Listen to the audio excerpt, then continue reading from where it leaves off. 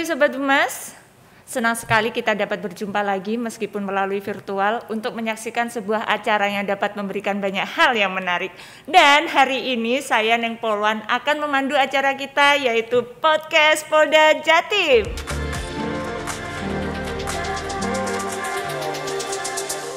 Sobat Humas, saat ini saya sedang bersama dengan Bapak Kapolres Ngawi, Bapak Iwayan Winaya SIK MH.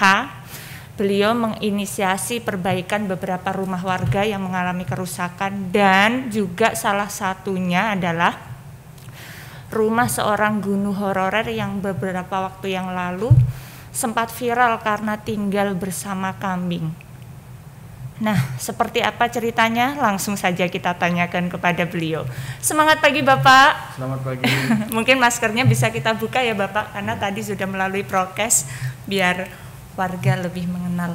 Dalam waktu yang singkat karir beliau juga bagus dan mungkin karena beliau memiliki hati yang mulia selalu membantu warganya.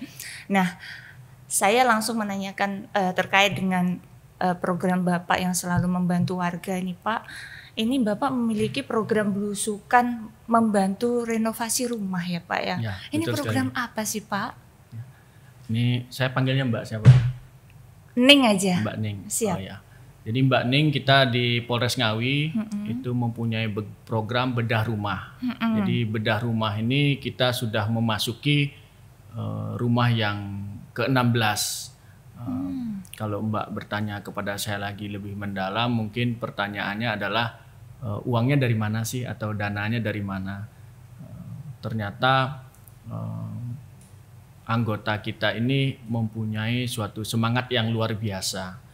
Ya, jadi kita ada namanya Jumat Berkah. Jadi Jumat Berkah ini kita menyisihkan sebagian rezeki kita setelah apel pagi, kemudian kita kumpulkan. Nah, kemudian kita lakukan kegiatan-kegiatan yang bisa membantu beban daripada masyarakat. Nah, inilah rumah, mungkin rumah yang ke-15 ya, yang ke rumah daripada Ibu Sri Hartati ini yang di Karanganyar. Luar biasa. Sampai 16 rumah ya Pak ya. Ya, luar biasa sekali. Bapak. Rumah yang dilakukan renovasi ini di mana saja Pak? Nah, rumah yang dilakukan renovasi kalau 3 ke belakang yaitu di Karanganyar, rumah Ibu Sri Hartati, kemudian rumah Ibu Lilis yang difabel, kemudian ada seorang rumah bapak yang tua yang mungkin istilah kita itu mempunyai keterbelakangan mental, itu di Kedung Galar. Nah, saat ini yang sedang berlangsung adalah rumah Bapak Sunardi. Bapak Sunardi ini profesinya adalah tukang mengambil sampah. Jadi setiap hari menarik gerobak sampah, mengambil sampah dari lapangan tenis, kemudian ke rumah dinas Kapolres, kemudian ke kantor polisi, kemudian ke rumah dinas Wakapolres. Jadi kebetulan rumahnya sangat tidak layak huni. Luar biasa. Kesan masyarakat Pak ketika mereka tahu rumahnya akan direnovasi seperti apa Pak? Tentu sangat luar biasa ya, karena masyarakat kalau kita lihat dari biaya yang kita gunakan itu cukup besar sehingga mereka sangat dibantu sekali. Bedah rumah ini dikelompokkan oleh rekan-rekan atau kita sebut sebagai tim bedah rumah. Itu bedah rumah sendiri atau membangun ulang. Jadi tidak semuanya hanya diperbaiki saja. Jadi kalau rumah dari Ibu Lilis penyandang disabilitas itu dirobohkan rumahnya dibangun. Nah, kemudian rumah Ibu Sri Hartati yang guru yang kemudian disampaikan viral karena di rumahnya seatap dengan kambing itu dirobohkan dan dibangun ulang. Jadi yang diperbaiki itu sedikit, lebih banyak kita kepada membangun kembali karena fondasi dasarnya sudah tidak baik atau tidak layak. Mengapa Bapak memilih renovasi rumah Pak untuk membantu warga ini? Maksudnya kegiatan sosialnya? Ya, saya lihat memang dari segi pemerintah kita, baik dari Bapak Presiden, Kemenko Marves, kemudian Menteri Perekonomian sudah memberikan bantuan berupa beras, berupa uang tunai, kepada masyarakat. Jadi kita mengambil sisi yang dalam waktu lama masih bisa kita kenang, masih bisa kita lihat, dan memang bahwa rumah itu merupakan salah satu hal pokok ya Pak ya. Kebutuhan pokok yang Betul, harus dipenuhi. Termasuk sandang, pangan, papan ya Pak. Betul ya sekali. Itu papannya ya Pak ya. Adakah tujuan dari program ini Pak? Maksudnya selain untuk mesejahterakan, untuk mengamankan dari bencana kah atau seperti apa, karena saat ini sedang musim penghujan? Ya, betul sekali Mbak. Jadi kalau kita lihat ya, pahlawan di dunia zaman sekarang itu ada dua, yaitu pahlawan bagaimana kita membantu masyarakat di dalam bidang pendidikan, dan yang kedua adalah pahlawan yang bergerak di bidang ekonomi. Nah, kita berusaha ada di tengah-tengah di antara kedua hal tersebut. Karena sekarang sudah tidak ada lagi pahlawan di zaman berperang, kan sudah tidak ada. Sehingga mari kita ikut mensejahterakan masyarakat, memberi bantuan yang bisa dalam waktu lama mereka bisa nikmati. Tapi kalau kita boleh lihat ada kendala sih di saat tim kita maju untuk bisa membangun daripada rumah mereka. Kebanyakan daripada yang tidak mampu ini kepemilikan lahan tidak daripada bukan dari milik si penghuni itu ya Bapak ya. Tersebut mereka numpang. Nah, sehingga itu menjadi kendala.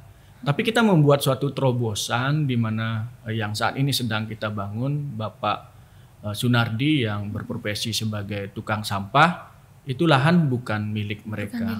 Tapi pemilik dan pewarisnya memberikan hak guna sampai dengan Pak Nardi tutup usia. Jadi kami menjembatani dengan menghadirkan Bapak Kepala Desa, dengan menghadirkan Pak Camat di atas sebuah kertas, kemudian ditandatangani sampai Pak Nardi tutup usia, diizinkan untuk tinggal di lahan tersebut. Oke, luar biasa.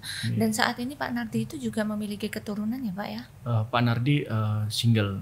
Single. Artinya saat ini tinggal sendiri gitu tinggal ya Pak? Sendiri karena ibunya atau istrinya meninggal dunia. Luar biasa ini Bapak bantuannya. Bapak mau izin, beberapa waktu yang lalu yang sempat heboh itu ya Pak, menghebohkan Kabupaten Ngawi ya, terkait ada seorang guru honorer yang tinggal di kandang kambing ya Pak.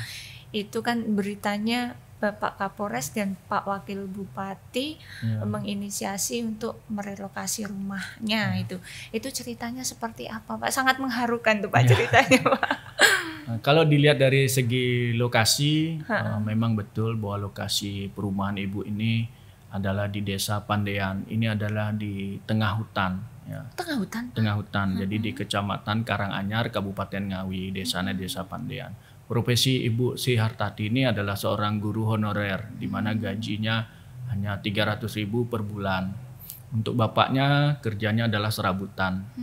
Nah, kami bersama pemerintah daerah menginisiasi agar bisa Ibu ini mempunyai rumah yang layak huni. Jadi seluruh anggota kemudian secara sukarela mengumpulkan dana. Setelah cukup terkumpul, kami serahkan kepada Ibu Sri Hartati dan keluarganya untuk bisa dikelola. Pengalaman yang lalu ketika kita mengumpulkan dan diserahkan kepada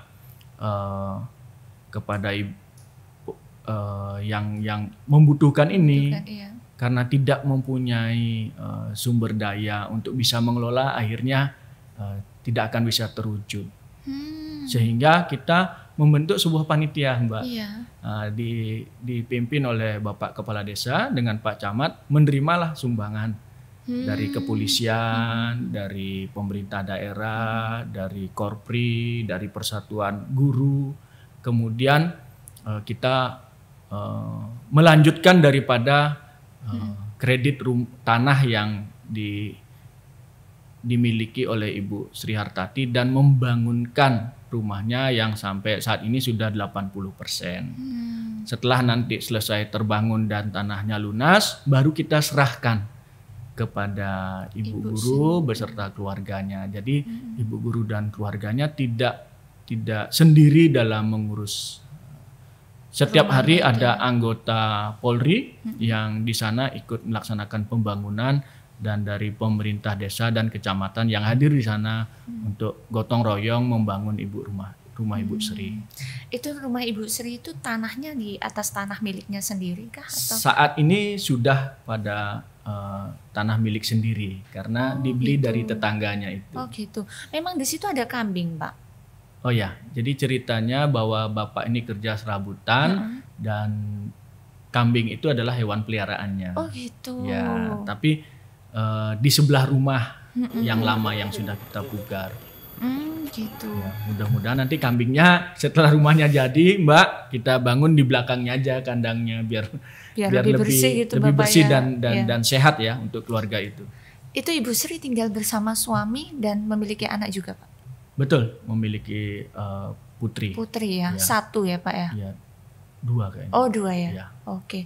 Bapak mau izin, ketika rumah Bu Sri ini direnovasi Pak, Bu Sri dan keluarganya tinggal di mana Pak mereka Pak? Apakah tetap stay di situ dengan mungkin satu sudut tempat? Ketika rumah dibongkar itu sebetulnya rumah di kampung sebelah adalah rumah asal daripada Bu Sri.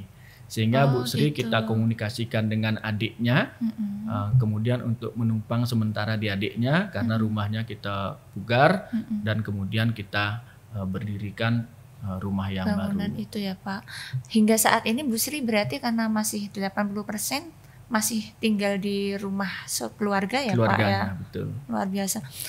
Rumahnya di tengah hutan Pak, untuk akses ke sekolah bagaimana Pak? Mereka kan ya, memang di tengah hutan tapi sudah ada jalan gitu ya jalan Pak? yang dibangun dari dana desa itu. Gitu. Ya. Jadi mungkin sekalian bercocok tanam di situ dan beternak betul, gitu ya Pak bapaknya ya? Memang serabutan pekerjaannya. Oke. Bapak ini waktu merenovasi rumah warga yang mengalami disabilitas ini pas dilaksanakan tanpa sengaja di Hari Sumpah Pemuda ya Pak ya? Ini program ini menyulut keinginan dari anggota untuk ikut membantu ya Pak. Itu seperti apa atau gimana Pak ini? Ini adalah rumah Ibu Lilis. Ibu Lilis adalah penyandang disabilitas dan juga seorang janda. Ya, jadi hidup sendiri gitu Pak? Hidup dengan seorang putrinya yang masih SMP. Ini adalah di Kecamatan Ngerambe. Kalau Ngerambe dari sini itu sekitar 45 menit berada di atas pegunungan.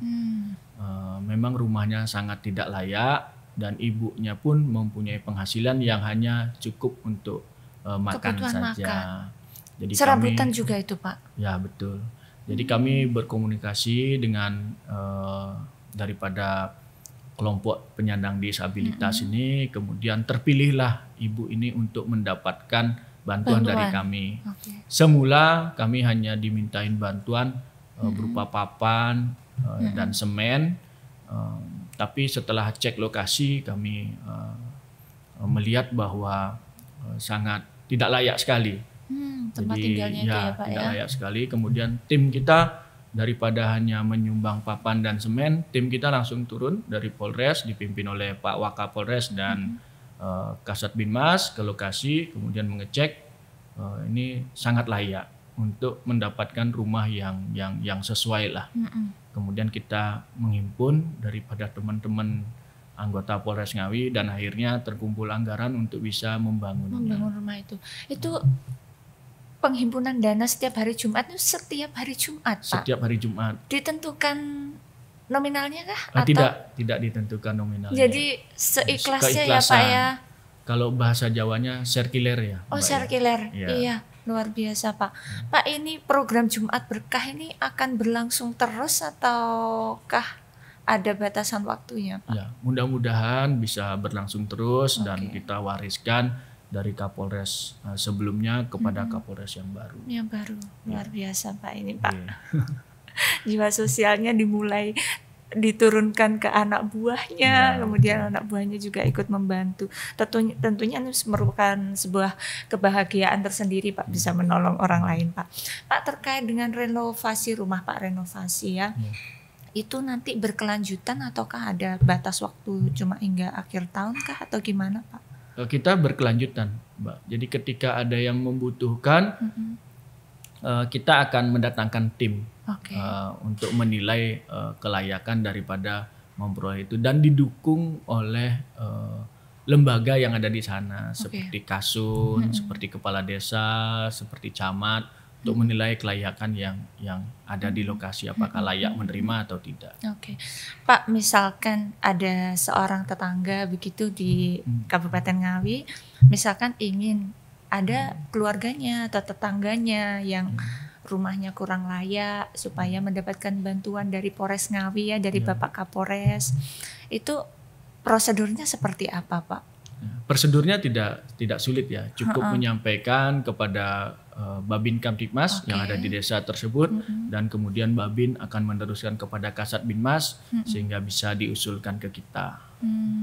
Yang kemarin menjadi permasalahan beberapa kali itu adalah ketika tanah tersebut bukan pemilik dimiliki oleh yang bersangkutan, Mbak. Jadi numpang itu ya Pak, ibaratnya numpang di atas tanah orang di ya tanah Pak orang. Ya. Kalau kasus seperti itu bagaimana Pak penyelesaiannya Pak?